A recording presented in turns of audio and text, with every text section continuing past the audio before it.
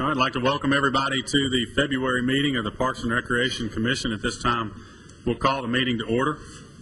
As always, we'll start our meeting with the prayer and pledge of allegiance, and Tim has agreed to start us off with that. Tim? Stand. Let's bow. Dear Heavenly Father, we come to you this day and we thank you for the many blessings of life that we enjoy here in this city. We pray that the deliberations of this body that we undertake today would be in keeping with your will. We ask your blessings upon all that are here. We ask your blessings upon our city council and mayor and the city as a whole. It's in Christ's name we pray. Amen. I pledge allegiance to the flag of the United States of America and to the republic for which it stands, one nation, under God, indivisible, with liberty and justice for all. Thanks, Tim. Everybody should have received their packets earlier in the week. Contained in that packet was the minutes from our December meeting. Are there any changes, corrections that need to be made to the minutes?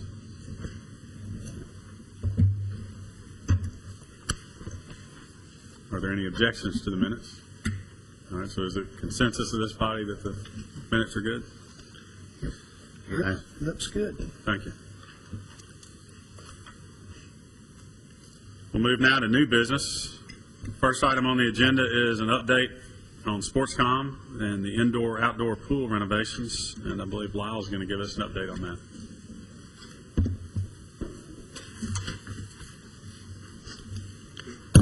Lyle, welcome. Thank you. Glad to have you here. Appreciate you having us. Johnson & Bailey Architects has been privileged to be the architect on the renovations of the pools at SportsCom, and I want to go over what's been done and what remains to be done.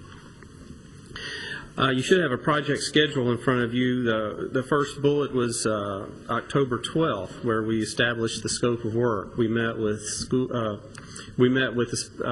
staff members and reviewed some options for renovations and came up with a general outline of what work is to be done as part of the SportsCom renovation project on that date.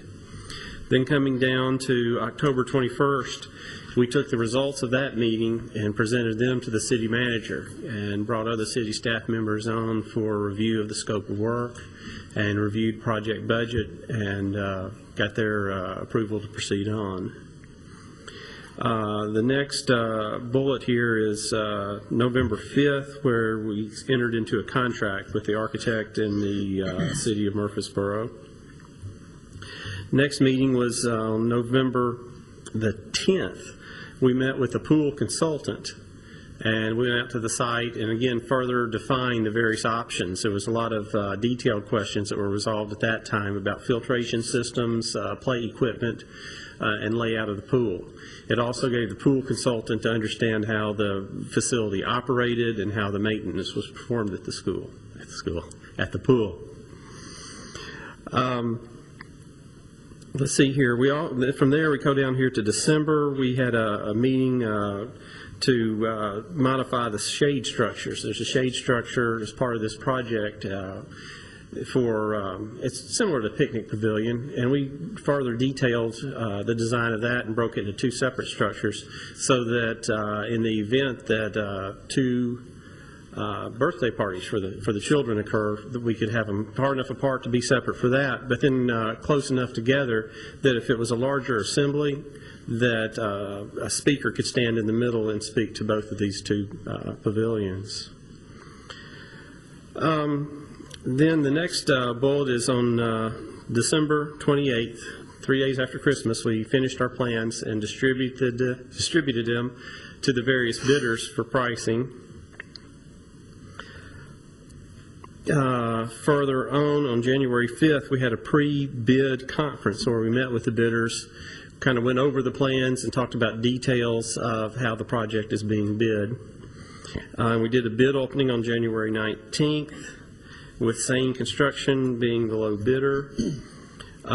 Council approved their bid on January 21st, And then the city was the last to sign. We had a fully executed contractor agreement on the 28th. On the first, we had a pre-construction conference where we met with the contractor and representatives of SportsCom facilities, talked about the procedures where they could put trailers, where they are to park their vehicles, utilities, and other issues were worked out on that date.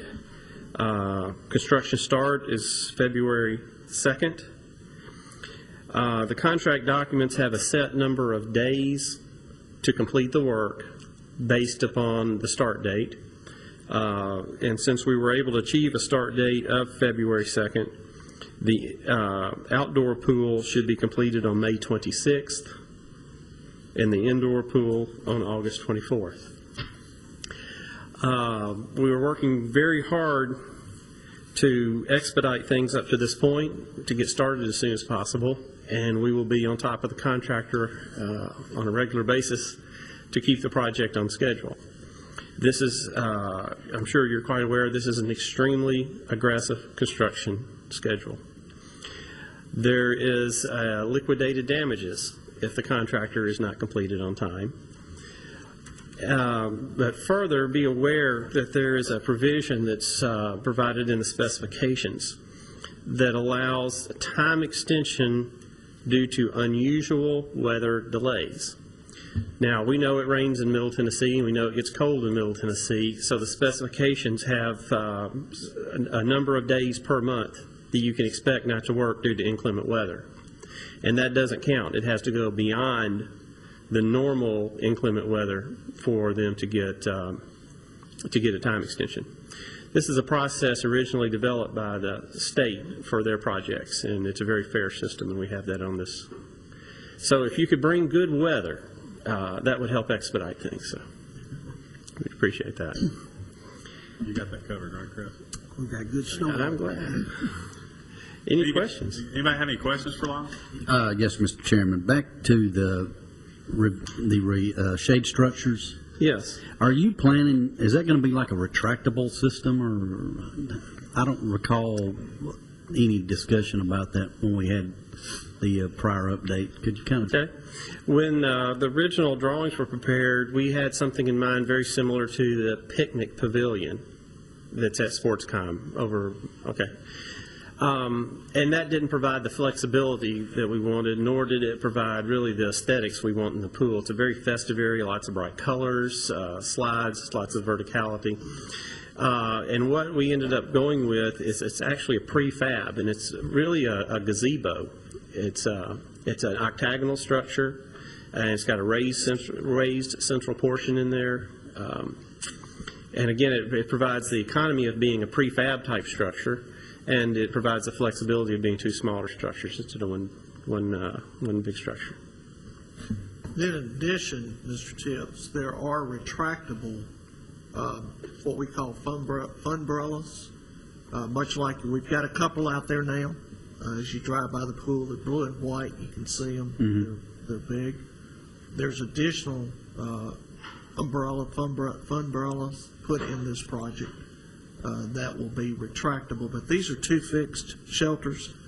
They'll be over in the corner next to the fire hall. Okay. There's a grassed area over in there, so it'll kind of pull them out of the activity area, but it will give us the ability to have picnics and those kind of things where we have birthday parties. We may have somebody that wants to rent them for a family reunion or whatever, but they'll be available for rental. Okay, thank you. Okay. That's a good question. Anybody have any other? Eddie, you got one? Who's the contractor? Same construction out of Manchester. Very good. Any other questions? We just wanted to bring that to you just to show you, just keep you up to speed, because, we miss a couple of meetings, and based on the schedule, we'll be almost finished. So we want to try to keep you as much up to date as we can on this project. But Johnson & Bailey has done a wonderful job trying to keep this thing on task. And we have construction's meeting scheduled now every other week, just to meet with the contractors, the subcontractors, to make sure that they're staying to task.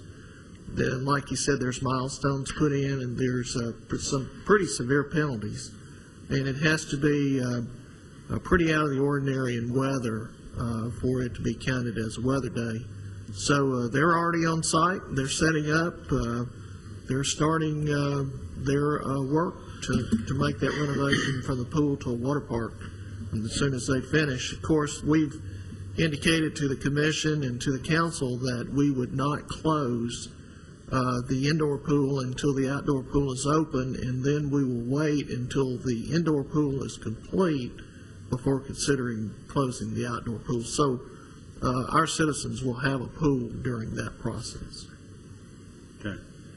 Lon, thanks for the update. Appreciate you being here. Thank you, Lon. Mr. Chair, if we could, I'd like to move down to item 3 for Mr. Nate Williams and move Mr. Davison after that.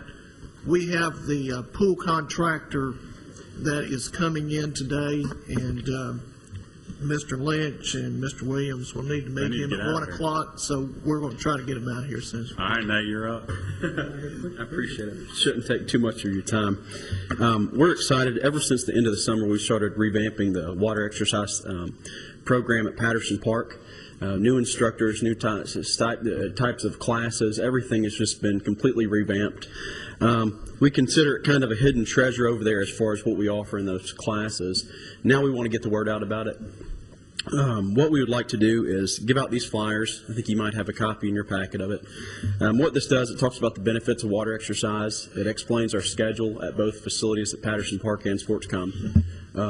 What we really want to do is give this out, maybe do about 150 of these, let the people know exactly what classes we offer, the benefits of those classes at Patterson, and also give them a free try of the class. Like I said, what we'll mainly do is give these to people who participate in the class, to give to their friends, distribute them throughout, different areas. This pass will allow somebody to try Sportscom or Patterson, but our main focus is really just get people to understand the benefit of water exercise and how they can utilize that at Patterson Park. So our numbers have been better than they ever have been before, but again, we've revamped the schedule and the programs, and now we want to just let people know about it, get the word out, give them a free try, and hopefully they come in and use that tool. So if you take a look at that, that's our preliminary flyer of what we want to send out. Shouldn't change at all. But again, it gets somebody into a free pass. If they have a 30-visit pass, they can use that once if they want to. But otherwise, we want new people to come in. So that's our plan. We'll distribute those throughout different areas, then hopefully get some more people into those classes and get them hooked. Good job. Any questions for Nate on this? Yes, but back again, Nate, this is only for people that don't have the memberships currently, right? Currently, yeah. If they do have a 30-visit pass, though, they could use this once just kind of as a bonus on top of their 30 visits. But the year passes, they don't really get any added it wouldn't benefit your monthly passes. But for somebody who got one with a 30-visit pass, instead of using a pass that they can use this. Right. But again, we're going to focus on trying to get these to people to come to class, maybe with a friend, distribute these to people that are already taking the classes right now, and maybe they can bring a friend to the class. And it's a really good program over there. We've got new instructors, and like I said, starting some really neat, beneficial new stuff. And what we'll do is we'll start out with 150 of these probably. We don't want to have 700 of these things going. They'll be good for 1 year, and then they'll be signed by either myself or Nikki Witten. So make sure they're authentic. So I think it's a good idea to get people in, because once they get in the doors, usually they get hooked on a good program, and I really feel like this is one of the best ones. Thank you. Any other questions or comments for Nate? Sounds like a good program. Are there any objections to this? So it's the consensus of the group that you go forward. Thank you. And kudos on the polar bear plunge. I heard nothing but good things. And It was cold. it was truly a this year. polar bear plunge. It was, You got legit weather. It was very legit, and we lost a few plungers this year. Chris knows that. went down. We went from about 600 down to 500 because people, I think, were a little bit more sane this year. It was about, I think, 22 or 23 degrees outdoors, and the water was 36. Yeah. Oh, I went to dinner with two people that did It it was that night. snowing. It was pretty brutal. They may be one and done. Yeah. It was cold. This was their first time and probably last ever. Don't linger it in the water. Give you another update. I was out at Sportscom right before this meeting. They've taken down all the interior fence. They're really hopping on getting this thing going. So Chris made the comment that you and Lyle might want to hurry up and leave because they might be done before. that would be great. But Based on their schedule. things are going great. Sane's doing a good job staying on top of this. They've got a superintendent out there all the time, and intend to have a really good working relationship to get this thing done by summertime. Well, thanks for all you do, Nick. Okay. Thank you, guys. Thanks. You and Lyle. And we'll go back to item 2. And Lee Davidson is here. He's going to give us an update on the Stones River Greenway projects. Lee, welcome. Welcome back. Thank you. Thank you. I'm glad to be here. I would like to say before we get started on the update that our Lowson Associates really appreciates all the work that we get through the city of Murfreesboro, and we appreciate that you guys trust us to do a good job for you, and look forward to future projects. But the Stones River Greenway, this thing's been going on a while, but it's really starting to show some really good progress. We had the grand opening back in August for the Phase 2, which was a huge success, and I think the trail's really being used a lot out there. With the completion of Phase 2, we jumped right on to Phase 3, and we're pretty much to the point where we're ready to bid this thing. It looks like March 1st is when we're going to try to get this thing advertised and get it out to bid. So Phase 3 will take the trail on south from Highway 99 on down about a mile more trail. No trailheads included in this project, but there are some pretty good scenic areas with some overlooks. Phase 3, the sheet that, Laney, you did give out the sheet for this, right? Yeah. Okay. All right. The appraisals and property acquisitions are complete except for 2 properties. Those properties are currently right of entries are being submitted right now. So hopefully everything will be in order to get this thing on the streets and bid out. It's a pretty short timeline on this one, 120 days. So hopefully by summertime we'll have this new section open. Phase 4, which we are currently working on finishing up all the property information on it, is a much more complicated section of trail. It includes about 2.5 miles of trail, 2 major bridges, and then another use of an existing roadway bridge. So that one's a little bit further out there. There are also several properties to be acquired on that one. So we're looking at going to construction on that one hopefully sometime January of 2011. And the numbers that are included on here, we're looking at a total project cost for Phase 3 of around $1.1 million, and Phase 4, $5.5 million, and that includes the property acquisitions and all the design work. But I'd be happy to answer any questions you may have, or Lanny, if you have anything to add. Lanny? I want to echo what Lee was saying about Lowson Associates. They've done a tremendous job for us on greenways. Matter of fact, if you look throughout the state of Tennessee, Murfreesboro is considered one of the leaders in developing greenways. We were one of the first actually to develop a full greenway system. Now you'll go through and you'll see other greenways through the state of Tennessee, but they're not anything really to compare to what we enjoy here in our system. And we know that over the years that we've been dealing with Lee and with Lowson Associates, there has been many cities and counties and municipalities from not just the state of Tennessee, but from all over the southeastern United States that have called, set up appointments, want to come and see what's going on in Murfreesboro, and have modeled their greenway systems after us. So I think that's a credit to Lee and his staff. They do excellent work. They're considered probably the top company, not just in Tennessee, but in the Southeast, for developing greenways and greenway systems. And I know they have them all over the place. If you heard the comments when we first started into developing the greenway, it was interesting. We had people come up and say, "Why in the world are you doing that? That just seems like the biggest waste of money that I've ever seen." And then they go out and they'd see the product and they'd come back and say, "I was wrong. That is an absolute wonderful facility. It's a good use of resources. People are using it for transportation. Of course, this is covered under the transportation bill. That money we already have. The city has to match it with 20%.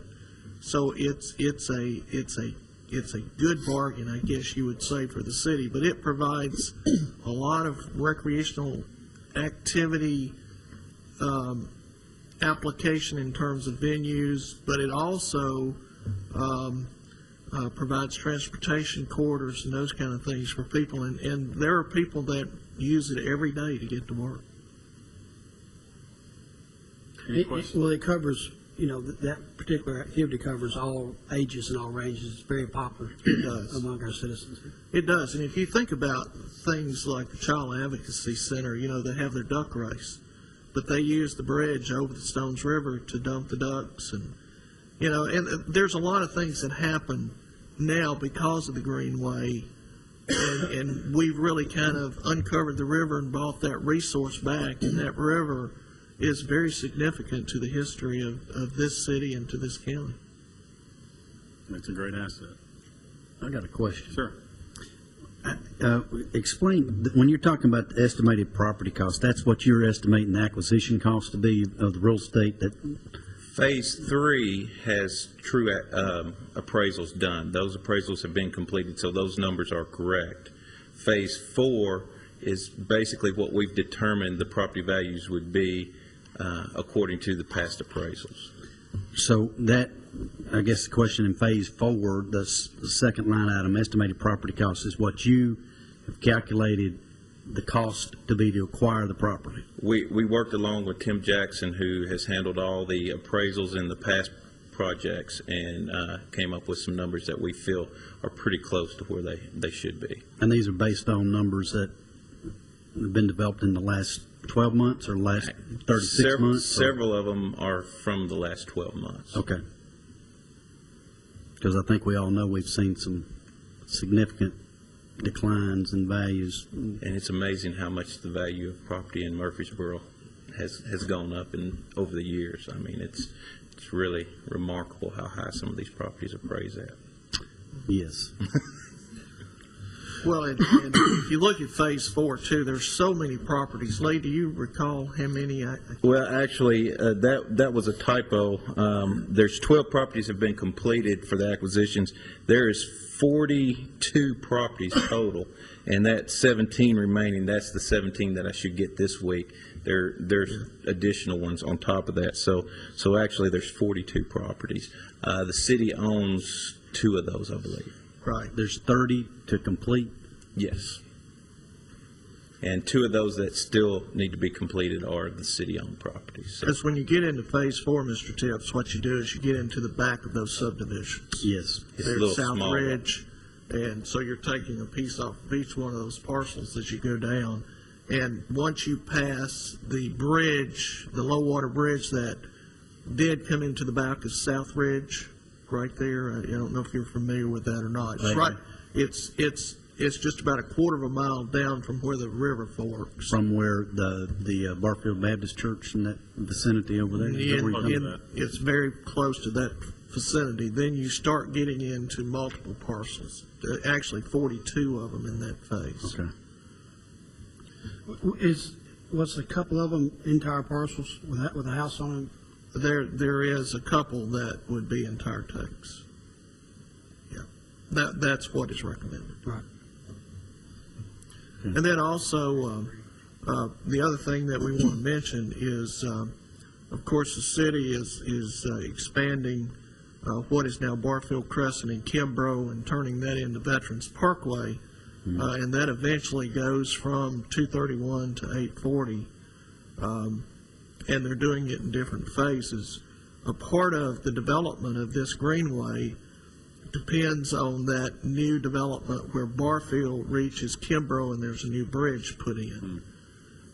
Because what we do is we will come under the new bridge for the expanded Veterans Parkway, and there'll be a secondary road that'll come off of Barfield Crescent now that will connect the old Barfield Crescent Road, and we will utilize the road bed from just west of the Stones River and the bridge that crosses the Stones River now for Barfield Crescent Road as a part of our trail system. So we'll come under the new bridge, come up on that road, and come into Barfield Crescent that way. So there's a couple of things that has to happen, and we think timing-wise, talking to transportation, that the timing is going to be very close on the expansion of that road and where we are building our trail. Any more questions or comments for Lee on this? Lee, thanks for being here. Thank Great you. to see you as always. Next item on the agenda is a consideration of a grant application request for Greenway restoration, and Angela Jackson is with us. Angela, welcome. Thank you. With all of this talk of greenways, we get really excited about expansion. But what I wanted to talk to you today was kind of going back towards the older trail, the thing that made us successful in the first place, and discuss some needed renovation for that. The Tennessee Department of Environment and Conservation is accepting applications for grants through their Recreation Trails program, and we're working to submit that application for the maximum amount of $100,000. And this grant does require a 80-20 match. So if the grant is funded in full, the city would be responsible for $20,000, which is something that City Council granted on January 21st. Basically wanted to inform you of this and tell you a bit about the project that we're applying to do restoration on. The original section of trail of the Stones River Greenway opened in 1996, and what we've identified is a half-mile section from Fortress Rosecrans Trailhead to the Manson Pike Trailhead, and that includes the big three-way Stones River Bridge. So part of the renovation that we are looking to do includes redecking of that Stones River Bridge, which is a major and much-needed project. And then we'll also look at other sections of trail. The approach coming up to the bridge needs to be reworked. There's some settling to that trail that has affected the slope, and that's something that we've made patches to in the past, but we want to do a thorough and correct renovation of that particular section, and a couple of other areas along the trail is needed as well. The major portion of the $100,000 potential renovation, though, would be that Stones River Bridge. Okay. Any questions of Angela regarding this grant? Any objections to us doing this grant? No. Consensus of the group is that it's good to Move forward. Angela, thank you. Thank you. Great work as always. Rachel Singer is with us, and she has two items on the agenda. You can just go ahead and cover them both, Rachel. It's one is a homeschool program fees and a great family campout. Yep. How are you doing? First one is the homeschool fees, and back in November I had asked for approval for a new homeschool program. It's called Engaging Students in Conservation that you guys approved. It was a 4-week program. We charged $20, and basically we do a lot of homeschool programs, and we've tried a lot. It's been a lot of trial and error. We've had some really good successes in it. What we found is the older kids, there's still a lot of need. I get a lot of phone calls from parents saying, what can my kid do next? they've kind of gotten out of the age group from the younger stuff. So we've had some hodgepodge programs that most of them have been a big success. What I'd like to do is kind of streamline them and make them consistent in the pricing and the teaching hours. And what I've done is kind of listed them into 4 different programs. The first one, like I said, you guys approved, was the Engaging Students in Conservation. That will actually start this Friday, and so we've got a good group going for that. The next one would be another new program offered in the spring on our Cedar Glades. Again, it would be a 4-week program. They would meet once a week for 2 hours each week for the cost of $20. Also, in the past, one of our popular programs is Wetlands in Our Backyards. I'd like to keep that. I did the pricing fee a little different, where I did the $3 per session that they came. So again, I'd like to make that the $20 as well. And then the last one is our Wandering Waters. It was offered kind of in our camp section over the summer. And I'd like to move that into September and offer that for these homeschoolers again. So all 4 programs, they'd be meeting once a week for 2 hours each week for the cost of $20. All right. Go ahead and cover the other one. Okay. The next one is the Great Family Campout Experience. At the Wilderness Station, we've got the Barfield Campground back there, and we've always offered camping done as easily as possible. We like to try to be as family-friendly as possible. The fee has been $5 a person, and they would schedule with us. They're allowed to use our tents and our backpacks if they need to. A staff member is always present. What we usually do is some kind of an owl prowl or hike or night hike with them, but they have always been responsible for their own food. So what I would like to propose is this one. And the fee would be a little bit more, but it would include their food for dinner. They could have hot dogs or campfire pizzas and drinks and chips, something real easy. And then also for breakfast, have coffee and muffins available to them.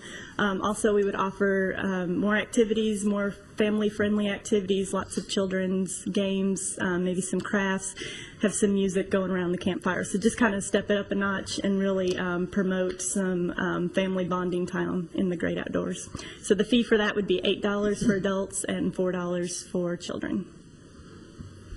Okay. Does anybody have any questions for Rachel regarding the program fees for the Great Family Campout? I got a question regarding maybe the camp out. Sure. At one time at Barfield, you used to have to attend a class on safe camping or clean camping. Do you still have that We out do. there? And is that still a requirement? It is still a requirement. And would that be part of this? It would. Kind of or be incorporated into it? Mm-hmm. When they register, we schedule their Leave No Trace class so that they can get that. Very good. Yep. Mr. Miller, we've got that down to where that takes about 30 minutes. Mm-hmm. So, if we need to schedule it as they come out and 30 minutes before we head back, we usually try to do that. So it's convenient for clients. Mm-hmm. Good question. Any others? I got a question about the Cedar Glades program. You said it's a new program. Have we already approved that, or do we have to approve that? And could you explain what it is? Sure.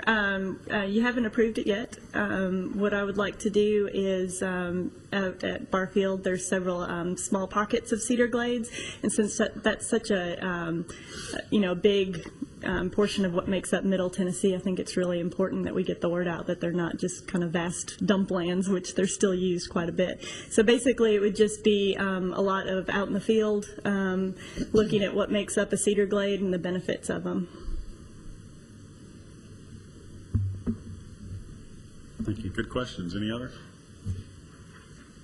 So with our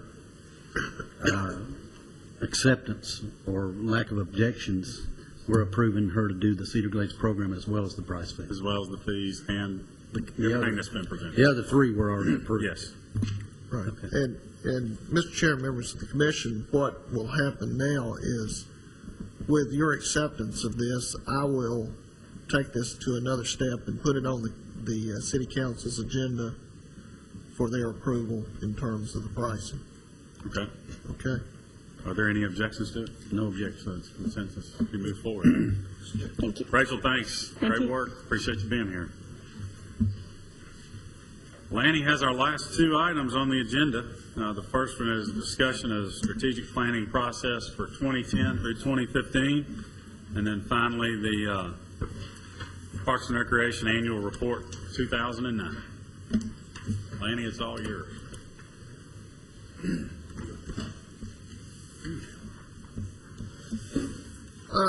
Mr. Chair and members of the commission,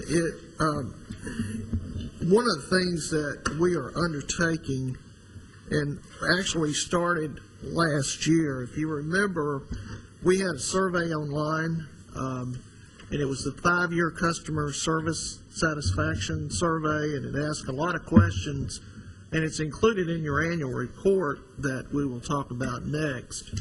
But it's a part of our strategic planning process. And to continue that, what we're going to do is we're going to have 4 different phases we're going to go through. Phase 1 would be additional data collection.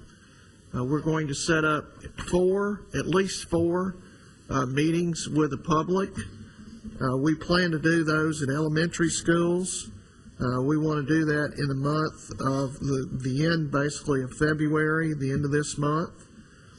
We will have staff there. We will have a PowerPoint presentation that will give them some insight on what the results of the survey was from Constant Contact. And we'll ask for them to look at that and tell us, is that really what they're thinking?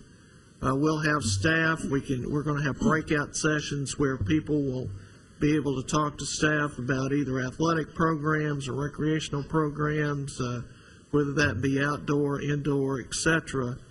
And we want to make sure that we cover everything, and we're going to have those meetings in different sections of the city, hopefully one north, south, east, and west, and they will be advertised. The other thing that we will do in a data collection is we're going to be putting together a focus group. Our focus group will probably be somewhere around 20 to 30 people.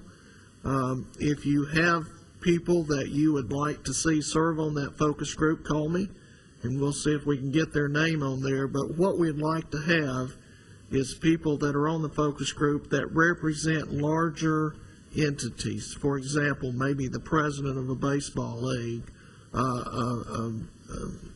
your minister, those kind of things, so that when they speak basically for a larger number of people. And generally speaking, when we use focus groups, we take them through a process of getting them to think about what they're looking for, what they would like to see out of Murfreesboro Parks and Recreation, the direction they would like to see this commission go. And at the end of the day, we walk away with just a whole vast amount of information that we think is very prudent to the planning and development of our programs and facilities.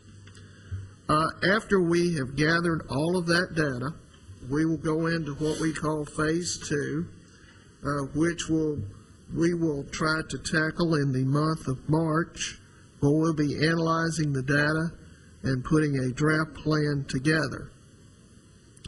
Our plan is that in Phase 3, in April, early April, we will be bringing that draft plan to the city manager for his review, to the commission for their review, and to the city council for their review and comment. And we will go over that in a lot of detail at those particular meetings and ask for your input. Of course, we would love to get a couple of commission members at each one of those public meetings so that citizens can talk to the commission members. So be thinking about that, because I will have Mitzi call y'all and ask. We'll have different dates, so if you would like to come out and participate in those public meetings, that would be great. But we'll be bringing that plan back to you, asking for comments, based on all the comments, corrections, additions, deletions, those kind of things that we will have at that particular point. We will go back and draft a final plan, bring that final plan back at the 1st of May, and ask for your approval of the 5-year plan. Now, what I have done is I have looked at many different strategic plans from across the country. The one that I gave you to look at, which I think is a really good plan, is the Seattle, Washington plan. It's very easy to read. If you look at it, it has 6 objectives. And if you remember last year, I brought you the objectives and the goals for the commission. So what we would want to do is look at the goals that are established, that we have approved. We would look at the comments and the data that we have received and see if the goals that we have match what we need to do in terms of development in the next 5 years. And we would try to put objectives to that so that we can meet each one of those goals under each one of those particular areas. Now, the way that Seattle's was done, there were 4 of those goals deal with external, which is what citizens are telling them. 2 of them are internal, and what staff and commission, mayor, council, those kind of things are looking at what they want to do internally with the structure of the department. So we will analyze that. Hopefully, we will come out with a plan that will give us direction. And if you look at the survey that is in your annual report right now, there's a lot of good information in there. Statistically, it tells you what percentages of facilities they'd like to see improved, what new facilities they'd like to see brought online, other things that maybe where we need to increase the aesthetics of that facility, programs that we need to concentrate on. So those are the kind of comments that we hope that we get from the public when we go out and hold these different public meetings. And we think this is going to be a very healthy process for our department and for our city. So it is an opportunity for everybody to have a voice in the direction of Parks and Recreation for the next 5 years. And with that, I will stop and ask the commission if they have any questions relative to our future planning. Anybody got any questions for Lanny? I always have questions. These meetings, how long do you anticipate them lasting?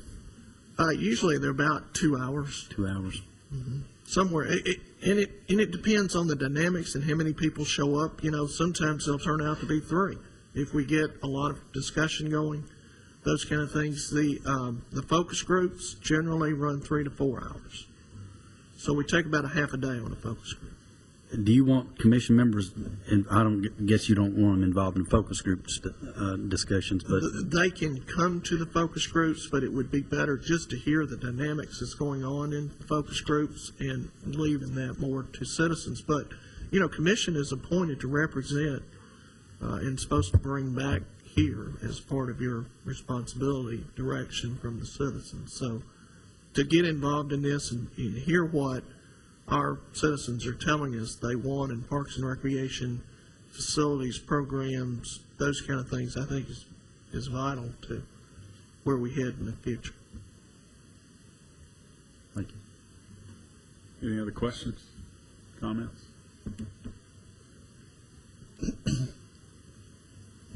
Anything else? Move forward. Move forward. All right. The next thing that I would like to go over is our first annual report that I can ever remember that we put together. And of course, I would love to have your comments, your critique of this annual report. But what we tried to do is put together highlights in this report of 2009 and show all the things that were accomplished We start basically on page 5, highlighting the awards that we won last year, which was pretty significant. I think 11 awards that we won at the state level. And then if you look at the new facilities and the improvements, starting on page 6, you can see where we opened the Gateway Island, we opened the Cason Trailhead, and we opened the new 16 tennis courts at Old Fort Park. And then what we've done is we've gone through each one of the facilities and given you a description of the facilities, given you descriptions of highlights of things that are that's been conducted at those particular facilities, leagues, the number of participants in each one of those leagues, the number of coaches, just so you get an idea as you read this of the amount of activity that's at each one of our parks. A lot of numbers in here as you go through and you look at it. Of course, the greenway system is highlighted, or wetlands. For most folks don't realize that the Murfreesboro Parks and Recreation Department takes care of about 100 acres of just wetlands within the city of Murfreesboro. Just Children's Discovery Center, we take care of everything but the building there.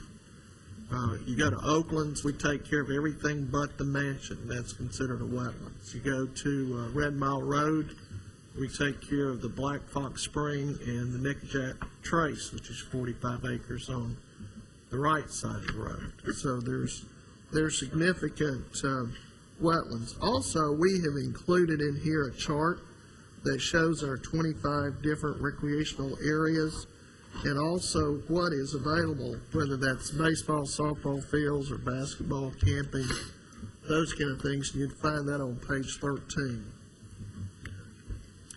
On page 14, what you see is our current and future expansions of our greenway system, which Mr. Davison went over a while ago.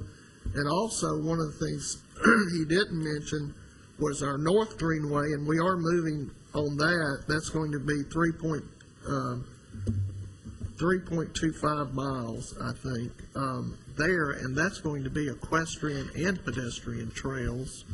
And we're moving forward in a cooperative agreement with the Corps of Engineers. And so probably within the next, I would not anticipate that opening this year, but we would anticipate that portion of the trail opening probably sometime later in 2011. Page 15 is all the user agreements that we have. It doesn't seem like, as they come across my desk, there's that many, but when you put them all on one page, it looks pretty impressive. But we have a lot of user agreements.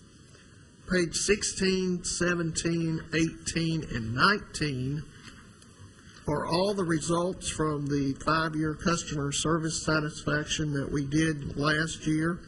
Of course, we run that through Constant Contact, and they compiled the data and gave us the percentages. So the information that you see here was done by Constant Contact. So it's pure data that we got back from that survey.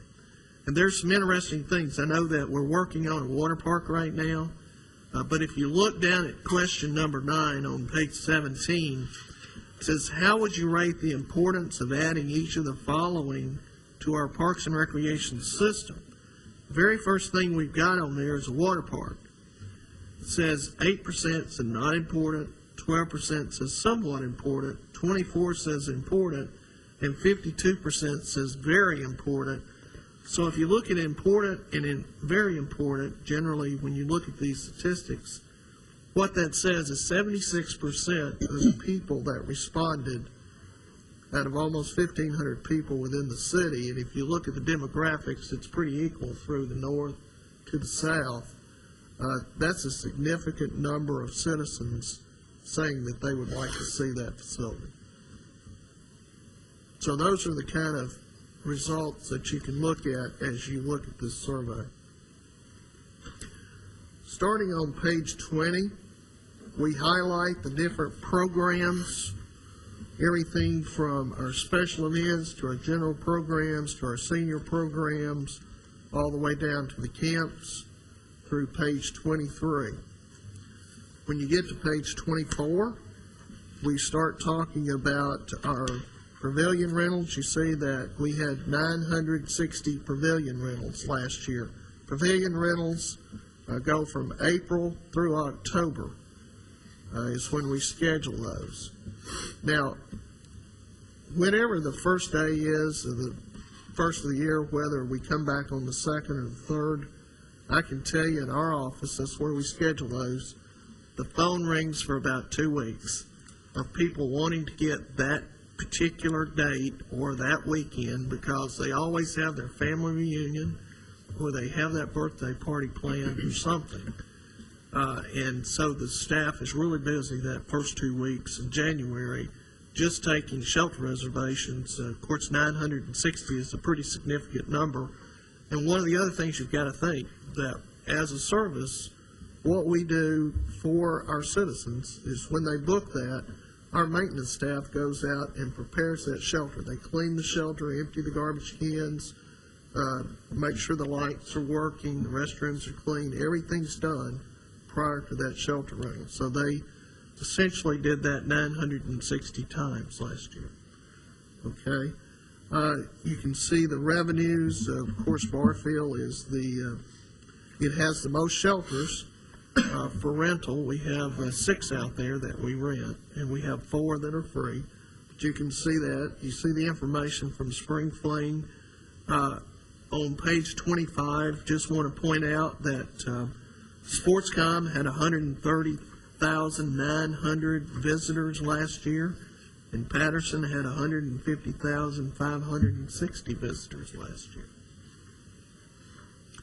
When you look at the next page, which is 26, you get into the budgeting information, and you can see where our revenues come from.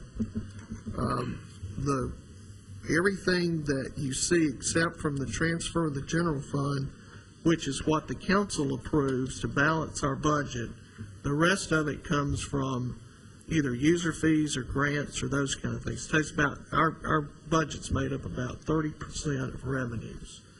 So you can see the difference, and you can see that there was a significant drop from 2008-2009 budget to 2009-2010 in the transfer of the general fund. I put a breakout of where you can see our expenditures are, and I guess the most significant thing to look at this is the trend here is, if you read in our report, our participation numbers over 2009 was up. You can see where the numbers were up. Our expenditures were down, providing essentially the same service or more services, and our revenues were up around $50,000. So we provided more services for less money and brought in more money is kind of the story that we tell here. One of the other significant things, and I know that as commissioners and as council, we're always faced with the fact of, are we providing affordable recreation to our citizens? If you remember, we provide a financial assistance program that is tied to the free and reduced lunch program of schools. It's an application. We start that application in August. We redo it each year. And then we have a process of verification. And we offer that for families. We used to only offer it to children, but now we offer it to children and families. For 16 and over, everything is equated at half price. But what we do is we have a regular pass and a premium pass. And the premium pass allows you to go into all the activities that we have and participate in the different programs that we have. So we equate the number to the cost of a premium pass, And when we do that and look at the number of children, which was 921 that qualified for free assistance within our program, and 188 for reduced youth, and 502 adults that qualified, and you add that up, last year our department gave out $307,444 in financial assistance, which I think is very significant. Then you see the number of hits on our website. Our organizational chart is in here, and basically that is the end of the report. I'll be glad to answer any questions you may have relative to our first annual report. I'll be glad to take any comments you may have about information that you would like to see in the future included. I can tell you that we made some changes last year in the way that we're accounting for participants in programs and those kind of things. So next year we should have even more statistical data in this so that you can get a better handle on the number of participants and the types of programs. Now, one thing I do want to add, in the financial assistance, we have agreements. You saw all the agreements in this. In our agreements with league organizations, Optimus for baseball, youth football, all those, we put in there that they will agree to adhere to the financial assistance program that we offer. So some do check with us and find out if those children are on our list. Others have their own way of verification, and I don't know of any league that has turned down any child from participating based on the fact they couldn't pay.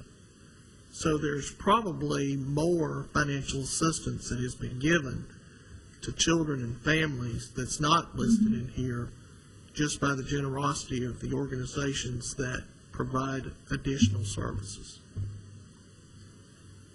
It's a great report. It's a wealth of information, a lot of good information. Is this posted and available on the website? We will. We'll have it Okay. posted and available on the website. And, of course, we're going to get a copy to the city council as well, and probably have a time in front of the city council to go over that. It is in the city code that we're supposed to do an annual report. So I'm following city council. You're a rule follower, Lanny. That's what we like about it. Thanks, sir. Well, it's a great report. The reason I asked about the website, because I actually think there's some information in here that just the general citizenry would find interesting and appreciate. I think the budget thing that you brought up last year to this year, I mean, we all know what's going on in the economy. I think any of us that are involved in the private sector have had to tighten our belts and deal with that. And the fact that we're able to continue to provide award-winning service with a 10% basically budget reduction when not all other areas of the government are following that, it's appreciated. Yeah, absolutely. It's impressive. I'd like to Yeah, Bill. say that I agree with the report. I think it's very fine. But I think there's one omission that we need to notice here on page 3. Picture of the employees. One of your best employees has been omitted. Mitzi is not mentioned there in any way. She must have taken the picture. There were several folks, Mr. Allen, that did not get the picture in there, but I did want to mention, and I'm glad you brought that up, that it has been a difficult year. And our staff has really done a yeoman's job in terms of, coming forward, putting in the extra work, doing the things, because, like I said, the participation has been up. It's put more task onto the staff. They have been tasked a lot harder to make things happen. The safety in the community centers is one of the things that we always are concerned about. Safety in the parks and making sure that everything is is up to snuff, so to speak, so that when people are out in the park, they're enjoying themselves, and you don't have to worry about those hidden kind of dangers that are out there. And there's a lot of them that we take care of on a daily basis that people really don't ever realize, and that's fine with us because we want them to come to the park and enjoy themselves. But the staff this year has been exemplary.